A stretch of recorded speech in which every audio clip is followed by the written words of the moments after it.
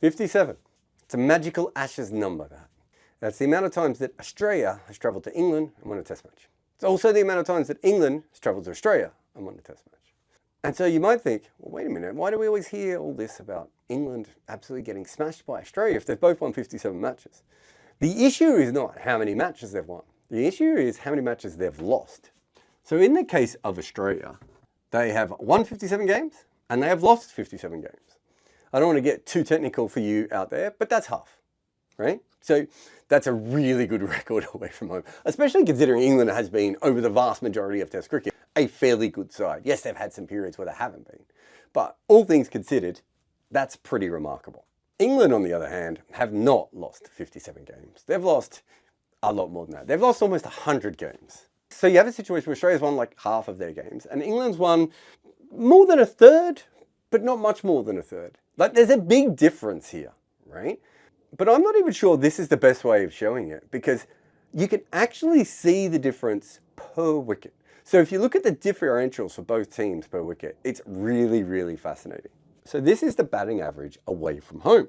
And you can see here that Australia is averaging well over 30 when they travel to England to bat, which is pretty good in a place that generally has a low average.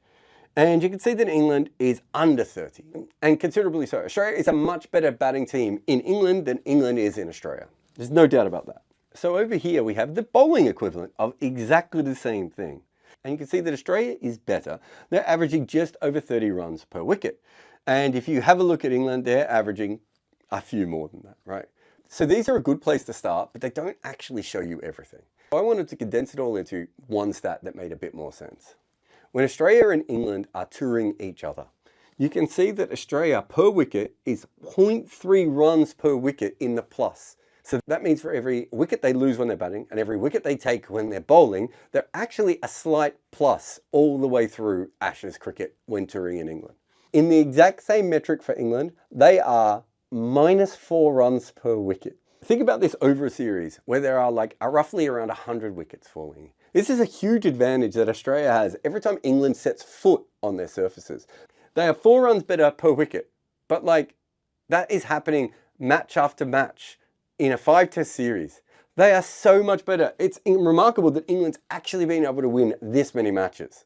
For England, it doesn't really matter if they go on boats and planes. The minute they set foot in Australia, they just have this massive disadvantage, which Australia just does not have. The Aussies go over there and they're fine, but when England go down under, it's tough. I mean, the best way of looking at this is that Australia has basically perpetrated multi-generational bullying of the English cricket team, specifically at home. If you are an English cricket fan, your team has been traveling to Australia for more than 100 years to get their asses spanked. It's a really remarkable thing. But we wanted to know, on those occasions when England does actually travel to Australia and win, how? Because my entire life as an Australian growing up there, and now as an Australian living in England, the Ashes have just like constantly surrounded me. But the one thing that we haven't looked at enough is when England do win in Australia, rare as it may be, how do they do it? My latest book is The Art of Batting. It delves deep into how the best players ever made their runs. Get your copy today. England has actually won 14 series in Australia, which, to be honest, when I looked up, I was like, that's slightly more than I thought it was going to be. But there is an incredibly large caveat. The first 7 wins. This point here is when World War I starts.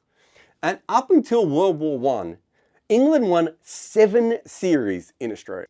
And there's a couple of reasons for that. One is I think they were just a vastly better team than the Aussies at that point. You know, they were professional beforehand. They had cricket all around the country. Australia couldn't even pick their best players. Australia didn't even know where Perth was. In fact, when the Ashes started, Australia wasn't even a federated nation, right? So it was very hard for them to even find their best players. There was a lot of things going on in the country at that time. And then there's also a phenomenal amount of series. Remember, they're not really playing any other teams. South Africa eventually come into this, but they don't play that many games. And so England are just playing Australia over and over again. And that happens to be at a period where England is a better side. So you see multiple amounts of wins here. But the other thing worth noticing is that yes, England won 7 series, but in 3 of those series, the scoreline was 3-2. That's remarkably close. So it wasn't as if Australia was always being blown away. They were in those games that they just didn't win. But up until World War I, you would say that England was probably the better side out of the 2 teams. And when they traveled to Australia, they proved that. The issue for England is that after World War I, Australia catch them and then leapfrog them. Up here is the entire timeline of Test cricket, which also happens to be Ashes cricket, right? So we could see since World War I, England really only sporadically win in Australia. And I think these are the ones that are more important to us because that early period back then was a completely different version of cricket, right? Like, I want to respect those players and everything else, but it's not really that helpful when looking at how England won at that point. It's the period from here on in that it becomes very interesting to see exactly how England win test matches, or specifically series, in Australia. I think the best place to start is 2010-11, and let's just break that down a little bit. In the first test, Australia actually got off to a good start, and then in the second innings, England made 517 for 1. It's an incredible second innings score, really, no matter how you look at it. But what it tells you is that at that point, England had Andrew Strauss, Alistair Cook and Jonathan Trott. They were a formidable top three that England kind of based their entire cricket on the fact that they were going to make runs. At that point, England kind of based their entire success. And remember, they got to the Test #1 team at this point on the fact that they would tire out the opposition's bowlers using that top three. The rest of their cricketers were really good as well, but that was really the core of it, and it destroyed Australia on that series.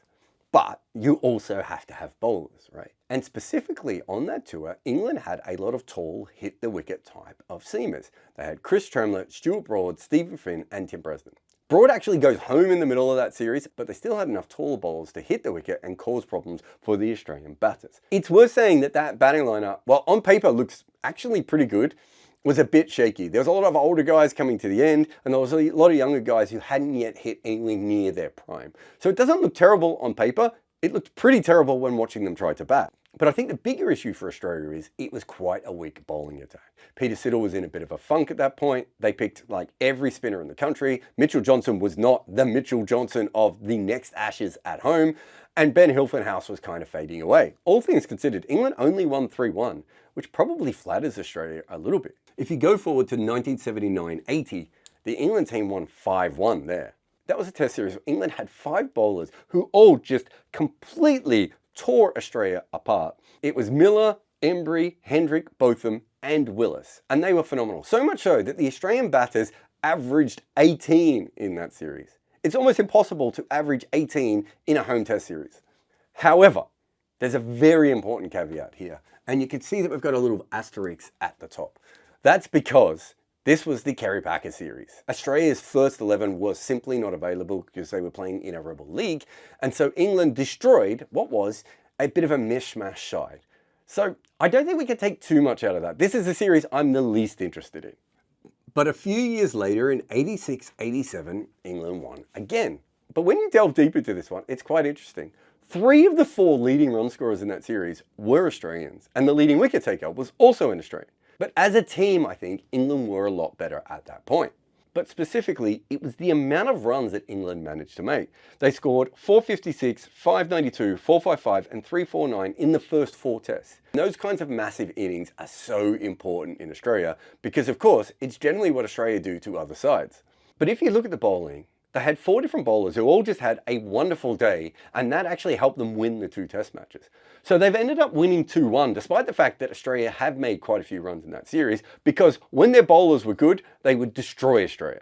This period of time, of course, is very fascinating for Australian cricket because it is one of the weakest that they've ever had. And this was a team in transition. They were about to dominate cricket for like a 15-year period, but they hadn't quite got there yet. And it was a very experienced England team who rinsed them. So in 70-71, England win 2-0. The first 3 tests were actually drawn. In fact, 2 of them were drawn and the other one was abandoned. This is where we get one-day internationals from, by the way, because the game in the MCG was completely washed out, so they just played a one-dayer. But this series was really known for one England bowler, John Snow. You know nothing, John Snow. He was very much like an Australian bowler who just happened to be English. And in what was a very high-scoring series, he was the best bowler and almost double the next best. But it's worth looking at the England top 3 because they were bonkers. Boycott and Edridge both made over 600 runs in this series. But I think the partnerships are even more crazy. Boycott opened with Luckhurst, and in the series, they scored more than 500 runs in partnership together. And Edridge was in at number 3, and him and Boycott added another 400 runs together in partnership. Australia could not take any new ball wickets. And there's no doubt if you look at that bowling lineup for Australia, it's almost historically thin. In 1954-55, England win 3-1. This is a series that started with Australia not only winning, but winning like by an innings and a load of runs. It was an absolute arse spanking. And generally, if Australia wins the first test that violently, it doesn't matter what your team is, you lose. And in the second test, Australia actually had a chance to go 2-0 up. All they had to do is get rid of the England tail and chase a moderate total. Instead, the final partnership put on a whopping 46. Australia lost that test match by 38 runs. That meant instead of being 2-0 up, it was 1-1. But one of the reasons that Australia still couldn't chase in that second innings is they ran into a guy called Frank Typhoon Tyson. And you might have guessed by the nickname that this was a very fast bowler. In fact, probably the fastest bowler in the world at that time. And Typhoon took 6 wickets in that second innings to win that game. In the next game, he took 7 wickets in an innings. And this made us look at Typhoon Tyson a little bit closer. And what we found is he basically averages 30 in the first innings, which is fine and respectable. And in the second innings of test matches, and to be fair, he didn't play that many, but when he did appear in that second innings, he took his wickets at under 10. Tyson took 28 wickets at 20 in that series. But I think more crucially is every time Australia had a chance in a second innings, they were completely overcome with a tsunami of wickets. Actually, it'd probably be a typhoon of wickets, wouldn't it? This was a series where Australia's batting was a little bit iffy, but their bowling was magnificent. They had plenty of chances to win this series, and yet they were completely swept away by, a typhoon. So in 1928-29, England won 4-1 in Australia. England scored a massive amount of runs. In fact, they only scored under 300 once in a completed innings. And a lot of those runs came from a massive man named Wally Hammond, who hit the ball really hard, and Australia had no idea how to get through him.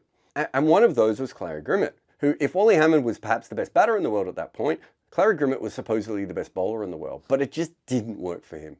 He took 23 wickets in the series, but an average of 45, and yet was still probably Australia's best bowler. But on top of all the runs from Hammond and the rest of England, they also had a pretty good fast bowling lineup, including a young guy called Jarrod who was pretty fast and definitely an Australian-style seamer. And so he was involved in this 4-1, but it's really this 4-1 that's much more important. This is the series of Bradman and Bodyline. So on the face of it, you look at it and go, England won 4-1 in both of those series. So what changed? Everything changed. England had to come up with a way of stopping Don Bradman. And they used video analysis, or I suppose it was film analysis back then, to have a look at him for weaknesses. And they decided that he would flinch when the short ball was bowled, and they were going to pick a bunch of bowlers who were going to bowl short. So Larwood came back, and also his left-arm partner in crime, Bill Vose. And they bowled bouncers with a field that allowed them to have as many guys behind square on the leg side as they wanted. Protective equipment outside of those few legs basically didn't exist, and they just pummeled the Australians into submission with a lot of fast bowling at their chests.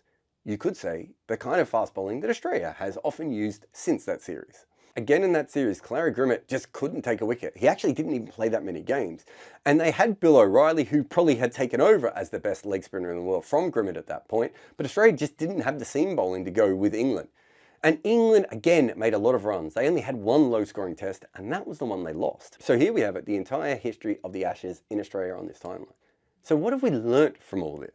Well, I think there's a few key takeaways that are quite interesting for England this time. England do very well when they turn up in Australia with the kind of bowlers that conventionally do well there, which traditionally has been taller, hit-the-wicket bowlers, and obviously faster bowlers. England usually has more skillful bowlers that maybe don't always have that size or strength to them.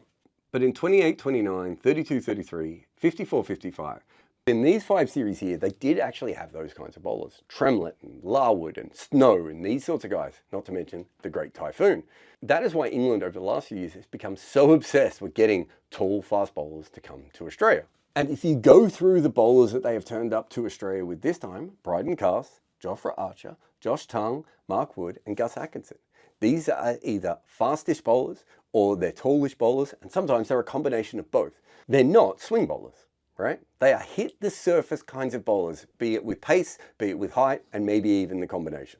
It's still not as good as a full-strength Australian bowling lineup, so they still might have been blown away. Of course, Australia no longer has a full-strength bowling lineup. Cummins and Hazlewood are already going to miss at least one test and probably more than that, right? You could still say there's a big talent gap, but you can see exactly why this is the kind of lineup that England has come to Australia with. The interesting thing, of course, is the Aussie pitches have changed quite a bit. They're a lot greener now. They're actually much more like traditional English wickets, and the Kookaburra ball was also changed to be more like the Duke's ball and have a more pronounced seam. So maybe this is not the right bowling attack for this particular moment, But historically, this is the kind of bowling attack that England do better with in Australia. So one of the other things we could see through all of this is that Australia generally struggles when they have weak batting against England. That's because if you look at how Australia wins test matches, obviously they've always had a lot of good bowlers, but it's the amount of runs that the Australians make. They don't always make those kinds of runs away from home, but on home pitches, they can easily rock up 400, 450, 550, even 600, and then it's very hard to beat them once the crowd get on top of you. But if you look at 54-55, 78-79, 70-71, and 86-87, those are series where they had really poor batting. On paper at the moment, the actual batting lineup will look fine when future historians come back and have a look at it. But we know that is not what we are looking at right now. I mean, that top three, Usman Khawaja is out of form, Marnus Labuschagne is batting out of position, and Cameron Green is batting out of position. There's a lot that could go wrong if that top three fails. And that means that the strength of this batting lineup, Smith and Head, are going to have to be in a lot earlier. And that's not exactly what Australia want. But whether this is historically bad batting, we will have to see. And maybe Steve Smith can overcome that on his own. But as it has looked over the last couple of years, this has been a weaker Australian batting lineup, and there is no doubt of that. Australia had weak batting in 54-55, 78-79, 70-71, 86-87, and 10-11. And then the other way that England win in Australia is by making the sorts of runs that Australia usually make against them. Just those massive, ginormous, big daddy totals that go on forever and ever. Of course, they did also lose a test in Adelaide while doing that once. But generally, that's the way to do it. To keep Australia in the field, to actually get the fans to turn on them a little bit and the press to get on their back. And they did that in 28-29, 32-33, 70-71, 86-87, and 10-11. You can win a shootout series against Australia. But I think your best bet is to make as many runs as possible. Now, depending on what the pitches are going to be like, that may not even be possible anymore. But if it is, look at England's batting lineup. They've got Duckett, Root, Brooke, Stokes, and Smith. They have the ability to make runs and make them quickly and put a lot of pressure back on Australia. They still have Crawley and Pope. Duckett and Brooke in Australia specifically, there's still probably some question marks on as well. They do have, at least on paper, the better batting lineup of these two sides. When England win in Australia, it is also often through massive, soul-crushing totals. Now, in order for England to win, they don't always need to be the better side in all three of these facets, but you probably want to. But if you go back to that 10-11 win, they did make an awful lot of runs. Australia did have a weaker batting lineup, and they did have an Australian-style seam attack that also worked quite well. On paper, you could argue that England has the ability for all three of those again this time. The problem is that when England turn up in Australia, they put so much pressure on themselves because this series is like all they sort of live for from a cricket perspective that it almost chokes them. And once Australia put on a little bit of runs and the crowd gets loud and then the media turns on the English players, it gets very, very tough for them. That is why in almost 100 years of Ashes cricket, they have travelled to Australia and won in 7 series. And one of those was playing a B team. There is absolutely no doubt that it is historically hard for England to win test series in Australia. And remember, they've won 57 test matches in almost 150 years. And very occasionally they come to Australia and they don't actually add to that winning number at all. When England play in Australia, even when there are some things that are in their favour and they win a little bit, they also lose an awful lot. That has been their past and their present. The only question is it also their future? Are you as chronically online as Moses Enriquez? Then here's another video for you. Or if you also like books and stuff, you can buy my new one on the art of batting. If you loved this video, hit the bell icon to be notified for more.